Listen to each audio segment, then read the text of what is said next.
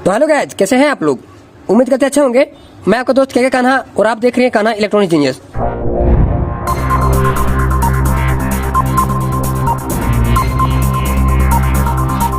तो दोस्तों स्क्रीन पर देख पा रहे होंगे, आज मेरे पास माइक्रोटेक का साइन वेव एसएमडी बोर्ड उपलब्ध है। आप सामने से देख सकते हैं, ये माइक्रोटेक का साइन वेव बोर्ड है। तो दोस्तों चलिए देख लेते हैं इसमें कि एक्चुअली फॉल्ट क्या है, जिसके कारण ये मेरे पास कस्टमर रिपेयर होने के लिए लाया है। चलिए इसमें 12 वोल्ट इन करते हैं और फिर देखते हैं मेरा क्या कंडीशन है इस बोर्ड में। तो दोस्तों हमने इसमें 12 वोल्ट इन कर लिया है। चलिए इसका स्विच को ऑन करते हैं और फिर देखते हैं क्या होता है। और सामने से देख सकते हैं यहाँ पर हम इसको ऑन कर रहे हैं तो केवल यहाँ पर ब्लू लाइट ऑन ऑफ हो रहा है और यहाँ पर डिस्प्ले पर कोई इंडिकेट नहीं दे रहा है। जबकि यहाँ पर हम स्विच को ऑन करते हैं तो यहाँ पर यूपीएस ऑन आना चाहिए था, लेकिन यहाँ पर देखने का प्रयास करें। जब आप स्विच को प्रेस करते हैं तो यहाँ पर जो ब्लू लाइट है वो ऑफ हो जाता है और ऑन करने पर भी यही मतलब ऑन ऑफ हो रहा है यहाँ पर, लेकिन यहाँ पर डिस्प्ले पर कोई इंडिकेट नहीं है। और जो मेरा यहाँ पर रिले का ऑन होने का साउंड भी आता है, जब हम स्विच को दबाते हैं, स्विच को ऑन ऑफ करते हैं तो कोई भी इन्वर्टर में मेरा रिले ऑन ऑफ का साउंड आता है। लेकिन यहाँ पर सुनने का प्रयास करें आप, यहाँ पर कोई रिले ऑन ऑफ होने का इंडिकेट नहीं आ रहा है स्विच ऑन ऑफ करने के बाद भी। तो फाइनली दोस्तों ये मेरा जो इन्वर्टर पूरी तरह से डेड है। तो आखिर क्यों डेड है, मेरा ये इन्वर्टर क्यों नहीं ऑन हो रहा है? चलिए देख लेते हैं। इस बोर्ड को सबसे पहले यहाँ से खोलते हैं और फिर हम आपको बताते हैं कि मेरा ये इन्वर्टर क्यों नहीं ऑन हो पा रहा है। दोस्तों वीडियो पूरी इंटरेस्टिंग होने वाला है, इसलिए आपको छोड़कर नहीं जाना है, वीडियो को पूरी लास्ट तक देखनी है। और दोस्तों मैं आपको वीडियो में कुछ इन्फॉर्मेशन देने वाला हूँ जो कि ऑनलाइन क्लास से रिलेटेड रहेगा, तो आपको वीडियो लास्ट तक देखनी है। वो हम इन्फॉर्मेशन कहीं भी दे सकते हैं। तो फाइनली दोस्तों आप देख सकते हैं इस बोर्ड को हमने इन्वर्टर से बाहर निकाल लिया है ताकि हमको इसको रिपेयर करने में सुविधा हो। और पीछे के साइड से आप देख सकते हैं यहाँ पर हमने ग्राउंड कनेक्ट कर लिया 12 वोल्ट देने के लिए और यहाँ पर हमने प्लस। तो दोस्तों ये मेरा बोर्ड जो है सो पूरी तरह से डेड है। तो हम कैसे क्लियर करेंगे कि मेरा ये कहाँ से दिक्कत है जिसके कारण मेरा यहाँ पर स्विच भी नहीं ऑन हो पा रहा है, डिस्प्ले पर कोई इंडिकेट नहीं इसका। तो हम कैसे यहाँ पर आइडेंटिफाई हो पाएंगे कि मेरा कहाँ से दिक्कत हो सकता है? दोस्तों शायद आपको पता होगा कि कोई भी बोर्ड ऑन होने के लिए माइक्रो कंट्रोल को 5 वोल्ट की आवश्यकता होती है। तो यहाँ पर भी इस बोर्ड को ऑन होने के लिए इस माइक्रो कंट्रोल को 5 वोल्ट अति आवश्यक है। तो आखिर कहाँ से मिलता है 5 वोल्ट और इस कंट्रोल के पिन नंबर कितने पर 5 वोल्ट मिलता है, ये चीज़ को आप सारे जानकारी दूंगा। सारे वोल्टेज को हम आपको एडजस्ट करके दिखाऊंगा, बस आपको वीडियो पर लास्ट तक बने रहना है। तो दोस्तों आने वाले दिन में जो हम ऑनलाइन क्लास स्टार्ट करना चाह रहे हैं, अगर आप उस क्लास में जुड़ना चाहते हैं तो स्क्रीन पर आप देख पा रहे हैं नंबर, इस नंबर पर आप अपना नाम और एड्रेस सेंड कर दें ताकि मैं आप लोगों को ग्रुप में जोड़ सकेंगे। और दोस्तों इस नंबर पर केवल आपको मैसेज करना है, ओनली फॉर मैसेज, इस पर कॉल नहीं करना है। दोस्तों अगर आप मेरे क्लास में जुड़ना चाहते हैं, इन्वर्टर का काम सीखने में इच्छुक हैं, तो आप इस नंबर पर अपना नाम और एड्रेस सेंड कर दें ताकि मैं आप लोगों को ग्रुप में जोड़ सकेंगे। और दोस्तों जो मेरा फर्स्ट क्लास चलेगा वो ओनली फॉर माइक्रोटेक के ऊपर चलेगा। मतलब माइक्रोटेक के ऊपर जितने सारे बोर्ड हैं, सारे बोर्ड के ऊपर सारे फॉल्ट को हम डायग्राम के साथ साथ क्लियर करवाएंगे दोस्तों। मतलब आपको टेंशन लेने वाली कोई बात नहीं है। जितने सारे माइक्रोटेक के ऊपर फॉल्ट आते हैं, सारे फॉल्ट के ऊपर आपको डायग्राम मिलेगा।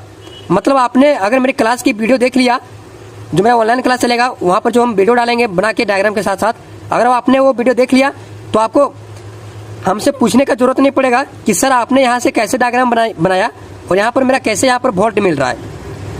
मान लीजिए इस ऐसे का हम डाटा शीट देंगे डायग्राम के माध्यम से, वहाँ पर फॉल्ट समझाएंगे, तो आपको ऐसा नहीं होगा कि आप नहीं समझ पाएंगे कि इस ऐसे पर यहाँ पर कितना वोल्ट आया।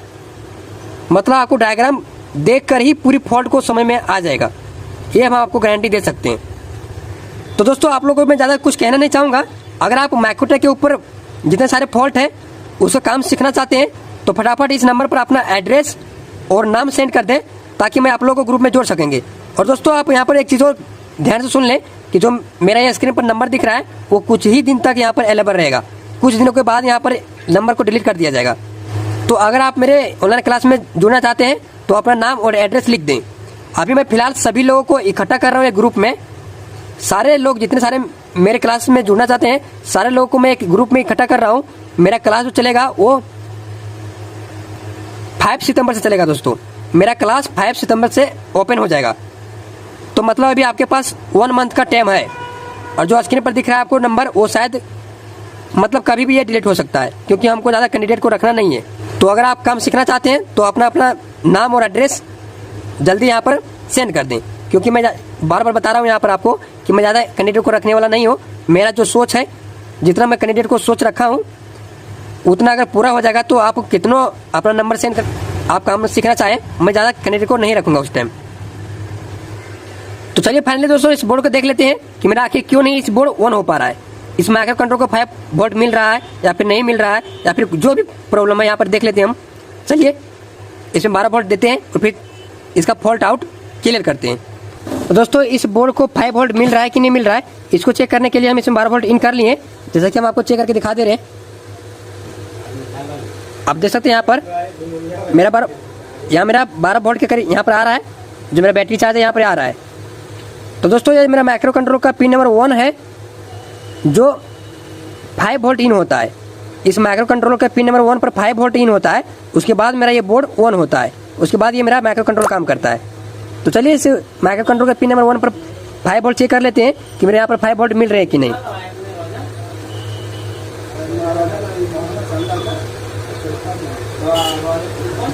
दोस्तों मेरा ये जो मेरा दिख रहा है यहाँ पर, इधर से मेरा कट का निशान है, देख सकते हैं यहाँ पर।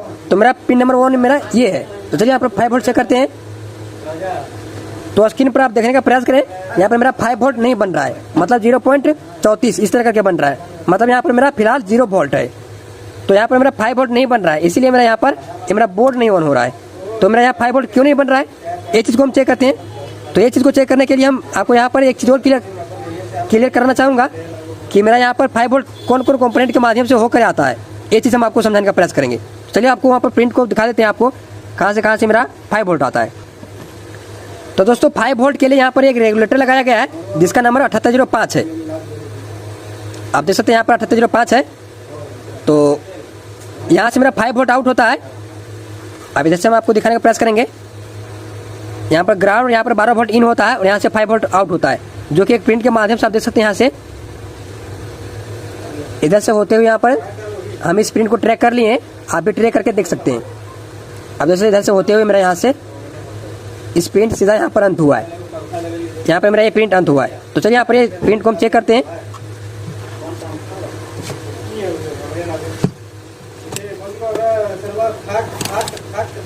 मीटर को कंटिन्यूटी पर सेट कर लिए और यहाँ से सीधा हम यहाँ पर कंटिन्यूटी दिखाते हैं आपको।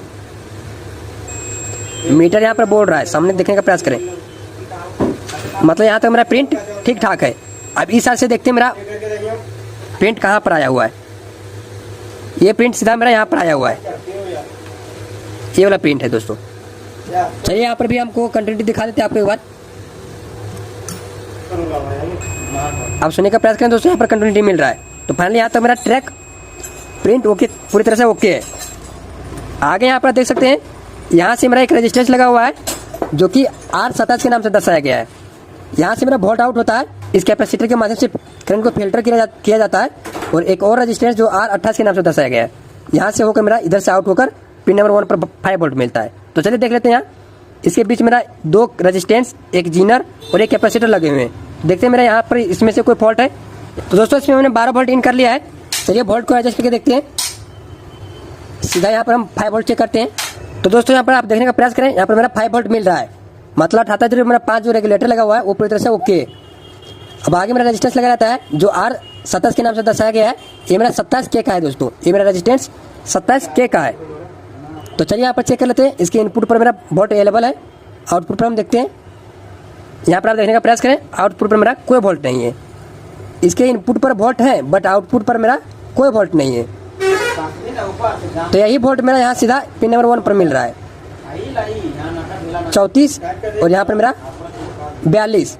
तो दोस्तों इसके बीच एक और रेजिस्टेंस लगा रहता है, जिससे इधर से प्रिंट गया हुआ है और इस कैपेसिटर से वोल्ट फिल्टर होकर जो मेरा रेजिस्टेंस यहाँ लगा हुआ है R28 जो कि 470 ओम का है दोस्तों, इसके इनपुट पर 42 मिल रहा है। जो मेरा यहाँ पर मिल रहा है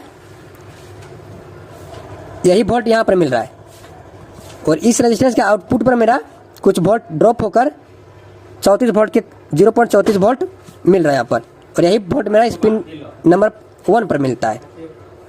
तो फाइनली दोस्तों यहाँ पर मेरा जो फॉल्ट है आप देख सकते हैं, इसकी आउटपुट इनपुट पर मिल रहा है, आउटपुट पर नहीं मिल रहा है। तो दोस्तों यहाँ पर मेरा 2 कन्फ्यूजन होता है। या तो मेरा ये रेजिस्टेंस ओपन होगा, या तो मेरा यहाँ पर ऐसी खराब होगा जिसके कारण मेरा वोल्ट ड्रॉप कर दे रहा है ऐसी। अगर ऐसी खराब होगा तो मेरा वोल्ट ड्रॉप हो रहा है और यहाँ मेरा रेजिस्टेंस का मान शिफ्ट हो गया होगा, तो मेरा यहाँ पर फाइनली रेजिस्टेंस खराब होगा। तो इसको चेक करने के लिए हम क्या करेंगे, जो मेरा प्रिंट यहाँ पर आया हुआ है पिन नंबर 1 पर, यहाँ पर हम कट करेंगे चाकू के माध्यम से। यहाँ पर इस प्रिंट को कट करते हैं और फिर देखते हैं यहाँ पर मेरा वोल्ट मिलता है कि। अगर यहाँ पर वोल्ट मिलेगा तो हम समझ जाएंगे मेरा ऐसी खराब है और मेरा वोल्ट ड्रॉप हो रहा है। तो चलिए यहाँ पर प्रिंट को कट करते हैं और फिर हम आपको बताते हैं। तो दोस्तों जो मेरा 5 वोल्ट यहाँ पर मिलता है, इसका डायग्राम आपको मैं एक पल के लिए दिखाना चाहेंगे। जो पेपर पर हम ऑनलाइन क्लास के लिए डायग्राम बना रहे हैं सारे फॉल्ट के ऊपर, उसी पेपर में हम इसके ऊपर भी डायग्राम बना चुके हैं। तो एक पल के लिए हम आपको यहाँ पर इसको 5 वोल्ट मिलता है वो डायग्राम दिखाना चाहेंगे। दोस्तों आप देख सकते हैं ये सर्किट के ऊपर जो मेरा 5 वोल्ट मिलता है उसका डायग्राम यहाँ पर देख सकते हैं। इसका डायग्राम हमने यहाँ पर बना लिया है। तो दोस्तों इसी तरह आपको सारे फॉल्ट के ऊपर डायग्राम मिलने वाला है, टेंशन लेने वाली बात नहीं है, बस आपको ग्रुप में जुड़ जाना है। तो देख सकते हैं ये मेरा डायग्राम बना हुआ है, इसे भी हैवी आपको डायग्राम मिलेगा और सफाई के साथ मिलेगा। दोस्तों आपके माइंड में तुरंत ही घुस जाएगा फॉल्ट अगर आपने डायग्राम सारे फॉल्ट के ऊपर देख लिया तो इसी तरह का कंटेंट आपको वीडियो में देखने को मिलने वाला है। बस आपको ग्रुप में ज्वाइन होना दोस्तों और मेरे ऑनलाइन क्लास में जुड़ना है। जो ऑनलाइन ट्रेनिंग क्लास चल रहा है उसके लिए हम अपने पेपर पर सारे फॉल्ट के ऊपर डायग्राम क्लियर कर रहे हैं, धीरे धीरे करके सारे डायग्राम हम बना रहे हैं। तो चलिए दोस्तों जो फिलहाल हमको यहाँ पर प्रिंट काटना है वो चाकू के माध्यम से यहाँ पर प्रिंट को काटना है सेफ्टी के साथ। ये प्रिंट हम यहाँ पर काटने वाले हैं, चलिए आपको काट के दिखाते हैं।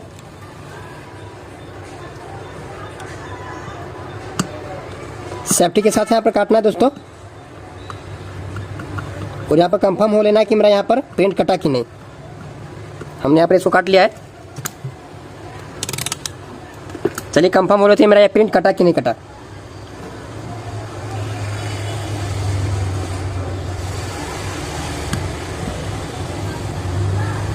अब देख सकते हैं मेरा यहाँ पर कोई कंटिन्यूटी नहीं बोल रहा है, मतलब मेरा प्रिंट यहाँ पर कट चुका है। तो चलिए आप 12 वोल्ट इन करते हैं और फिर देखते हैं मेरा 5 वोल्ट जो नहीं बन रहा था इस रेजिस्टेंस के आउटपुट पर वो मेरा बन रहा है कि। दोस्तों इसमें हमने 12 वोल्ट इन कर लिया है, चलिए चेक कर लेते हैं 5 वोल्ट।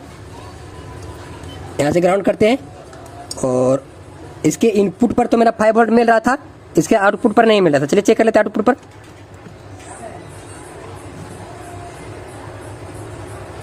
तो फाइनली दोस्तों आप देख सकते हैं इसके आउटपुट पर भी मेरा वोल्ट मिलने लग गया। चलिए इससे आगे हम देख लेते हैं मेरा वोल्ट क्लियर मिल रहा है कि नहीं। और ये क्या आप देख सकते हैं सारे इस रजिस्टेंस पर भी मेरा R28 पर भी मेरा यहाँ पर वोल्ट मिल रहा है। इसके आउटपुट पर मेरा यहाँ पर वोल्ट मिल रहा है। मतलब यहाँ पर हमने प्रिंट जैसे ही काटा वैसे ही यहाँ पर मेरा वोल्ट आ गया। यहाँ पर प्रिंट काटते ही यहाँ पर मेरा वोल्ट मिलने लग गया। तो फाइनली यहाँ पर हम कंफर्म हो सकते हैं कि मेरा ये माइक्रो कंट्रोलर पूरी तरह से डेड हो गया, खराब हो गया है।